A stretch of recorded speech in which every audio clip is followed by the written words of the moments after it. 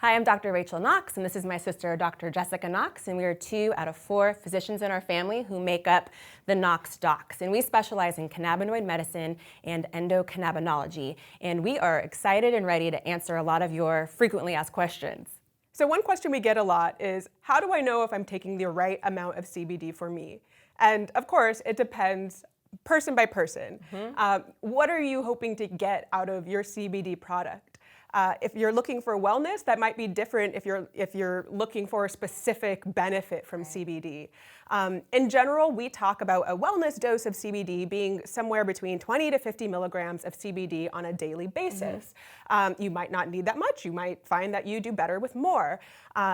We like to start patients at a low dose of CBD, and then they can sort of gradually work their way up. Low dose meaning something like 2.5 or 5 milligrams, see how that feels, and then you can gradually work your way up. That's one of the nice things about CBD products, is that every person actually has their own sort of sweet spot, and you can figure out what that is just based on your own feedback. How are you feeling on this amount? Do you feel like you might need a little bit more? And just sort of play with that and see what works for you. Yeah, and what's interesting is that for folks who are relatively well, you might not feel anything at all. Even if you don't think that it's working for you, chances are it very much is. Can I take too much CBD? The answer is sort of yes and no.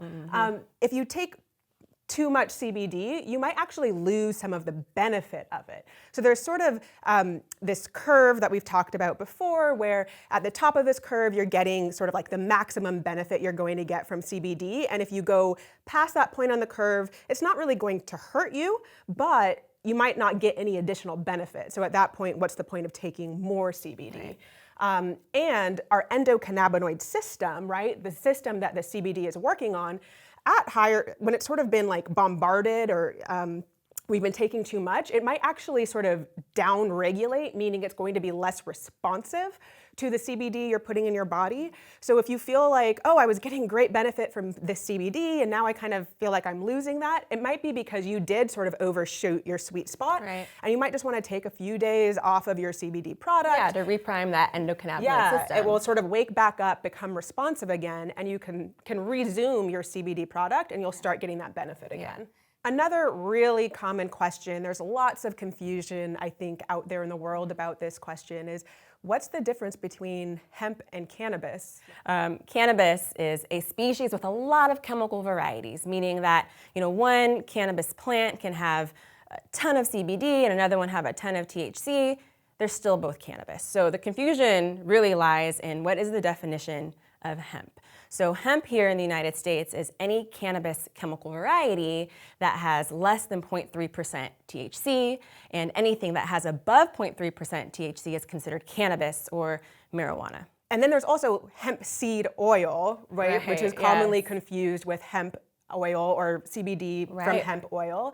Hemp seed oil is what we can find in the grocery store. What we've been able to find in the grocery store for years. It comes from the seeds of hemp plants, and the seeds do not have cannabinoids in them. No CBD. No CBD are in those seeds. No CBD, no THC, none of that. Yeah. When we're talking about hemp-based CBD oil, again, that's going to have come from a plant that has less than 0.3% THC, but it's going to have CBD and other cannabinoids and terpenes in it. So you're going to get the benefit of a full spectrum hemp plant, but very little THC. Right. An important difference between CBD and THC are the degrees of psychoactivity. Right, yes. So that's another common misconception. Super common. is that CBD is not psychoactive. It actually is. It works on the nervous system. It helps people feel more relaxed. So we actually say, yes, CBD is psychoactive, but it's not intoxicating. It's not euphoric or dysphoric the way THC can be. So THC causes that sort of classic high, whereas CBD doesn't, but both are actually psychoactive. Right. A common term that is out there in the world is full spectrum.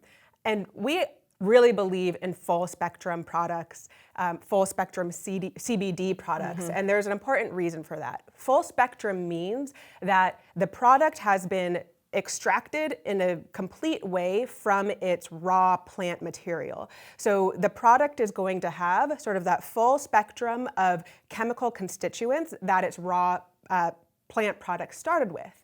The reason that's important is because we know all of these constituent parts of that plant work together. They were put in that plant together for a reason, and they work better together than they do apart. Yeah, and we call that the entourage effect. A lot of people are familiar with that term.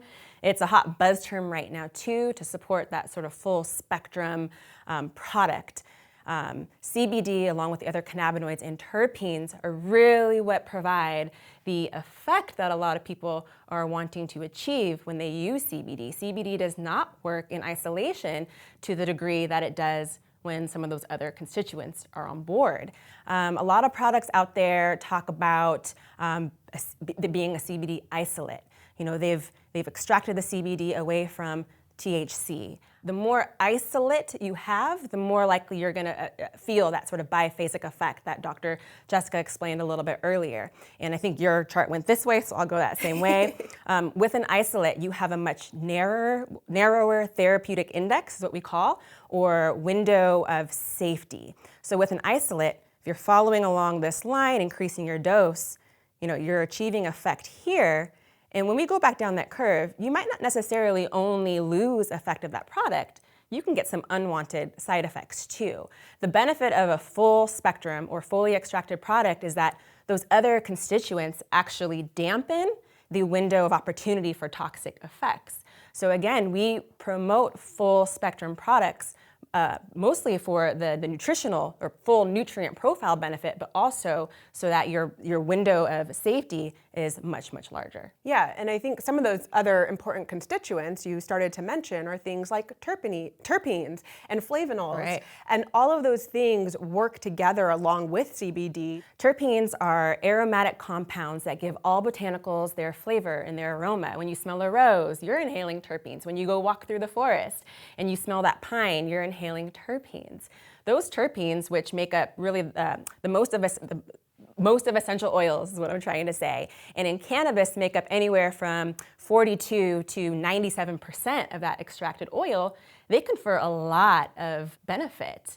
And so again, some of the experiences people are having on these full spectrum plants aren't just due to CBD alone. A lot of these effects are due to those terpenes. What is the difference between broad spectrum and full spectrum when it comes to CBD oil?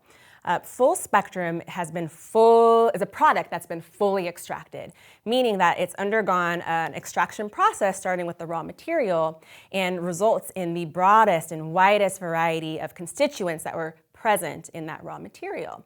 In the case of hemp, right, where we have 0.3% or less THC, that full spectrum product, yes, can still have some THC in it. Now, if you're a product that has had that THC extracted out of it, you are no longer a fully extracted cannabis or CBD product. Instead, you're broad spectrum. And a broad spectrum product can have things added in, and like I said, some things taken away. So the purists that we do highly, highly recommend the fully extracted product, so that full spectrum CBD product, so that you're getting the maximum benefit of everything that raw plant had to offer. So we hope this was helpful. If you have any more questions, please place them below and we'll be back as soon as we can to answer the rest of them.